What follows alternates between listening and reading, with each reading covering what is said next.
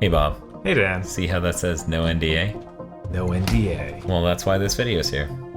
Well, this is Lawbreakers, the new game from Cliffy B. It features graphics. what does Cliffy B stand for? I don't get it. Clifford Blazinski. Oh, but okay. at some point, Microsoft and Big huge. What was it? Dude huge. Dude huge. Dude huge. At some point, Microsoft and Epic gave up on trying to get people to pronounce Blazinski.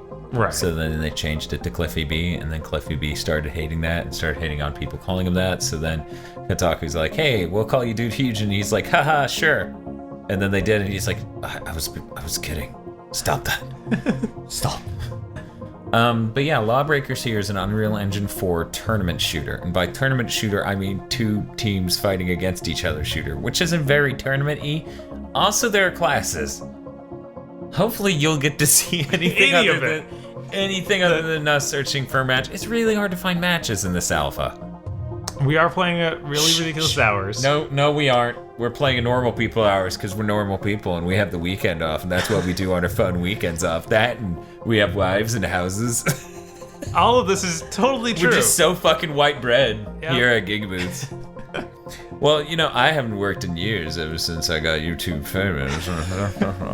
But no, really, let's talk about Lawbreakers. Lawbreakers, you get to play as two teams, and I wish I was making this up. Law and Breakers. The break stuff. I thought they were there in case the electricity had a power surge. And each team has 4 types of classes. There's Machine Gun Jetman. Right. There's Knifey McDasherton. Uh-huh. There's Rocket Launcher Dude. Uh-huh. Who has Titan powers from Destiny. Right. And then there's the 4th class that is so forgettable, I don't even remember it. He's like the trying to be basic shooter man. He has like he has a cool looking gun. Yeah, rifle. This became a fire. podcast at some point, I guess, because we're not gonna get it in the fucking game. Right. Yeah, none of these characters play well at all. Like they don't feel fun to play. Like yeah, they don't like the guy with the standard rifle, like the bolts don't really hit well. He's not accurate. The knife girl is just not powerful enough to be viable. Yeah, because Rocket Launcher Person can like jump up and honestly, Rocket Launcher Person could turn around and shoot you over their shoulder because you can shoot behind you in this game. Right. And rockets can one-hit kill, unlike the knives. The knives take multiple hits to kill someone. Yeah, it's not a very good paper rock scissors we got going on right now. Me and my brother Steve were playing a lot with Bob a week or so ago before Bob's PC broke. And we tried to do a quick play then, but we couldn't find a match. But, you know, I don't even care anymore. This is going to be our quick play if that's what God's going to hand me.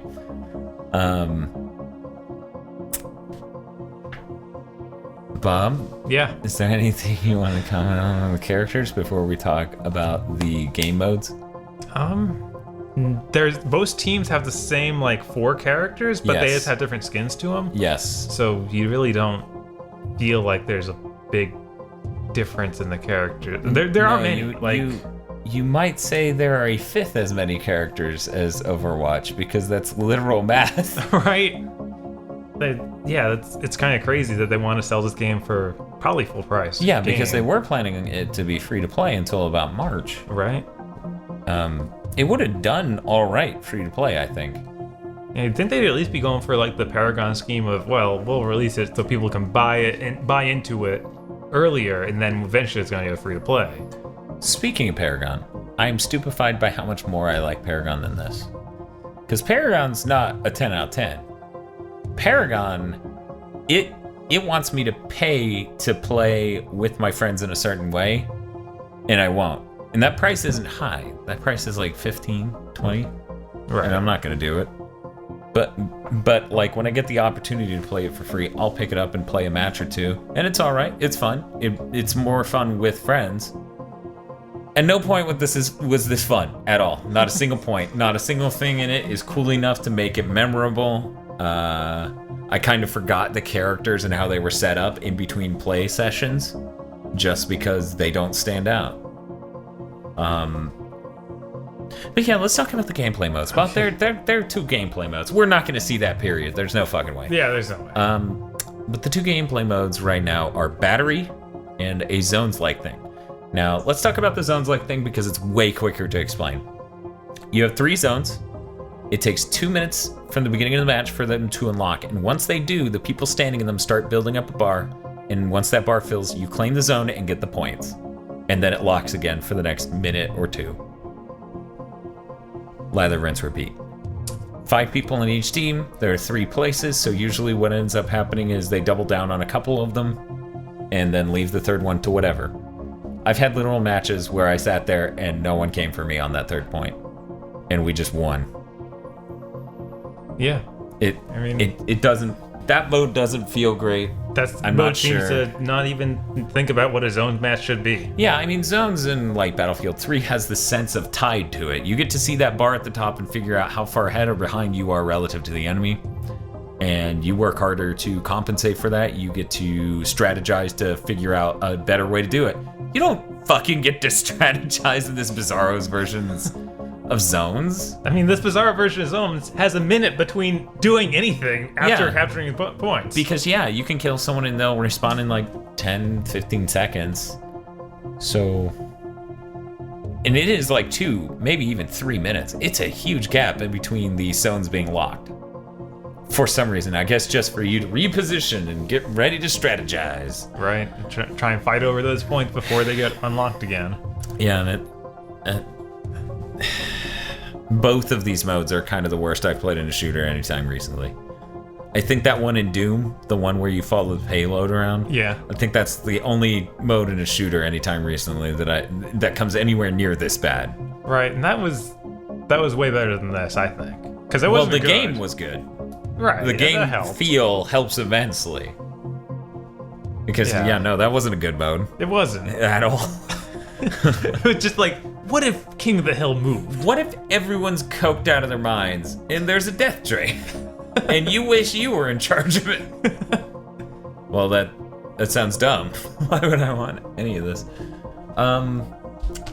So since we're gonna keep trying to find a match bomb, let's move on to talk about battery. Battery is confoundingly bad.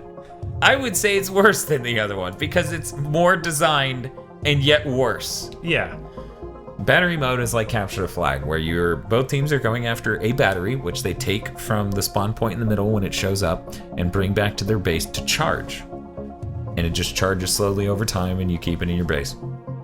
The goal is to get it to 100%, and then hold it for 10 seconds.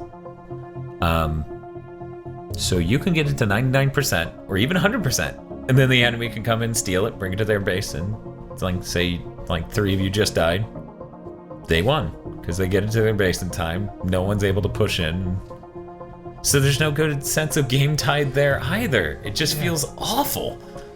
Yeah, I'm not saying that as someone who's like, oh, I got cheated out of a legit victory like that. No, I won like that. It was terrible. For the first 90% of the game, we didn't have the battery at all. Yeah, you can.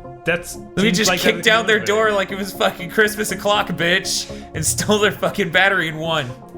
Yeah, and that's how miserable. It's so bad. I'm like, what? I don't know what part of that's a good idea, other than the part of, oh man, it can cause such turnarounds. It's like, yeah, completely unearned turnarounds. Great. There's so much clutch. Yeah, it's bad.